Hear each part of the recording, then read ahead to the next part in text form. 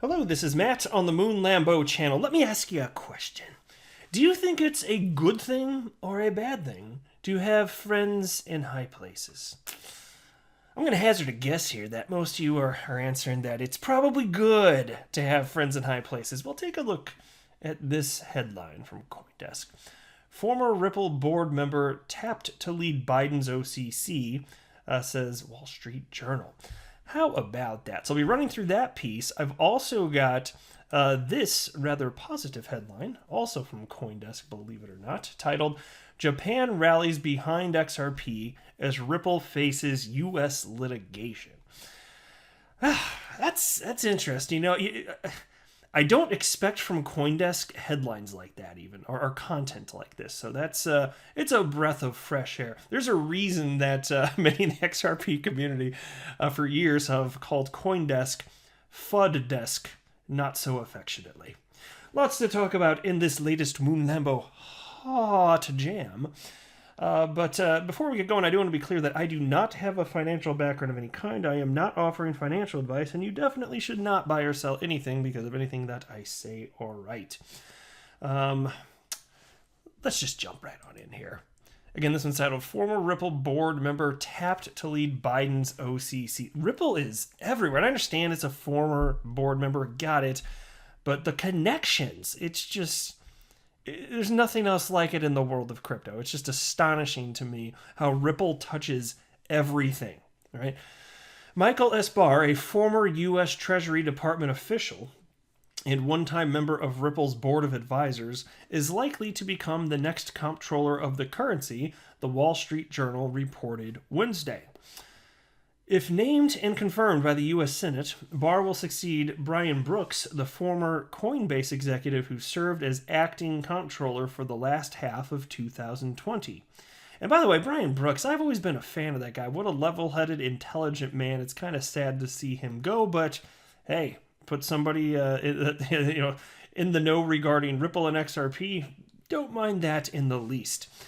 But Barr is currently a dean at the University of Michigan Ford School of Public Policy. The news comes days after Politico first reported Barr was under consideration, as is law professor Mirsa Baradar, which is how you probably say that. Hashtag nailed it. I'm bad with four names, guys. What do you want from me? I'm just a simple moon Lambo. Anyway, Barr was part of the Treasury Department in President Barack Obama's administration, where he worked on bank regulations in the form of the Dodd-Frank Act, the Journal reported. Barr did not immediately return a request for comment. So, look, you can only... I'm not going to get into... Some people take stuff like this, in my opinion, a little bit too far, as if this means something more than it actually does. It's a good thing. Having friends in high places, yeah, happy to acknowledge that, assuming that they're still on the friendly side of things, which we also technically don't know. But just understand, like, if you're thinking this is going to help, with the SEC versus Ripple situation, people can influence each other technically if they know each other, and maybe they like each other. Maybe if this guy's friendly, who knows what would happen in terms of affecting somebody's stance at the SEC. But to me, that's speculation gone a little bit too far. And I think that's the type of stuff that I'm hearing from some people in the XRP community. And if you feel that way, that's fine.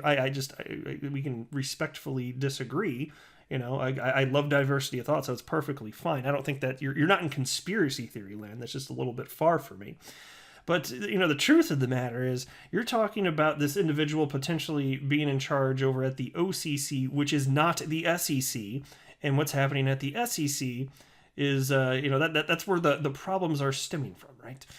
So, if you have somebody like this, assuming that they're on friendly terms, if this individual, for example, were taking over the SEC, that would be even more interesting, right? Wouldn't it? So you can tell me what you think. I'm just share with you my humble opinion. Take it for what it's worth. I don't suspect it's something that would be bad. There's no reason to believe that there's some sort of terrible falling out. And because he's again former board member or whatever. But it doesn't mean that he's going to have some sort of axe to grind, or that he'd have some power to like sufficiently harm Ripple and or XRP necessarily anyway. Because really, as far as, the greatest regulatory concern we've had with XRP is whether or not it's technically a security. And I know if we're in the XRP community, chances are you did your research and you came to the same conclusion that I did, which is that there's no way today in 2021 it possibly could be a security. But that has nothing to do with the OCC. So, it's interesting. It's not like it's a bad thing, but I think some people in the space perhaps took their opinion of it a little bit too far. But what we should be more conscious of is this. SEC's crypto mom demands innovation, says you can't prosecute an algorithm. Is it just me, or does the whole crypto mom thing sound a little creepy? You know what I'm talking about here? For those of you not in the know, Hester Pierce, who works the SEC, has been dubbed affectionately as crypto mom. It's supposed to be a good thing, but it just doesn't sound right. It just doesn't sit well with me. I'm not the only one, right? There's just something weird about it. Anyway, Hester, though, herself is quite awesome. And so take a look at this. This resonated with me. SEC Commissioner Hester Pierce spoke at the CFC 2021 virtual blockchain conference on January 20th, where she discussed the prospect of working with a new Biden-appointed chairman and touched on her hopes of providing the cryptocurrency space with some safe harbor. Known affectionately by cryptocurrency enthusiasts as Crypto Mom, Pierce addressed the changeover at the SEC that saw former Chairman Jay Clayton depart his post in December. Incoming President Joe Biden has since nominated Gary Gensler for the role. Pierce said Gensler's appointment was not yet set in stone, but that the appointment of any new chairman brings an opportunity to approach things with a new set of eyes. And here's a quote. There have been quite a few changes in the last year, and so I think a change in leadership is a good opportunity to take a look at those changes, including institutionalization.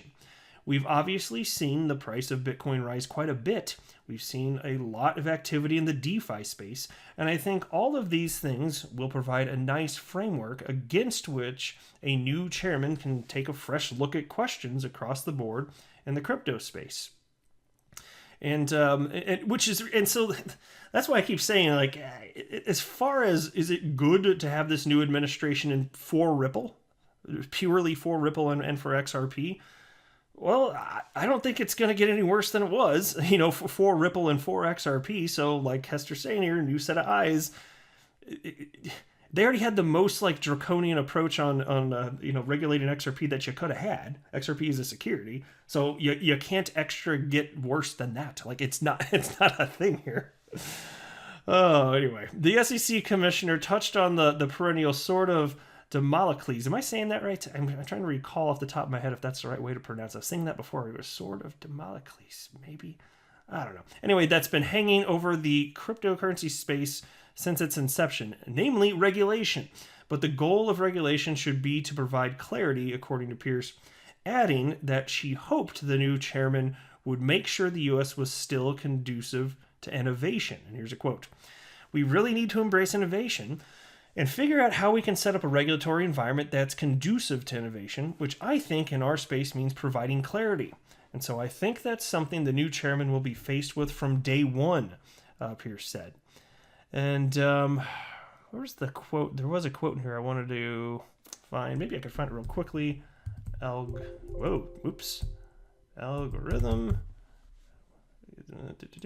Is this going to bring it up? Oh, yeah, there we go. Hey, I think it worked. There you go. Control F. That's how you search stuff on the webernets. Aren't I smart? Look at that, how I found what I wanted real quick. It was in here somewhere, right? I thought it was. Anyway, the very presence of decentralized finance would also obstruct any such attempts at financial surveillance by FinCEN. As Pierce rightly points out, it can be difficult to identify a legally culpable counterparty when that counterparty might not even be a human being. So take a look at this. You might not have a physical address for the person or a name for the person because it might be an algorithm.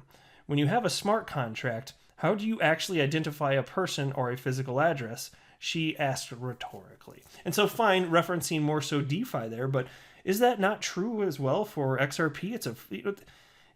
It's computer code, It's functionally computer code.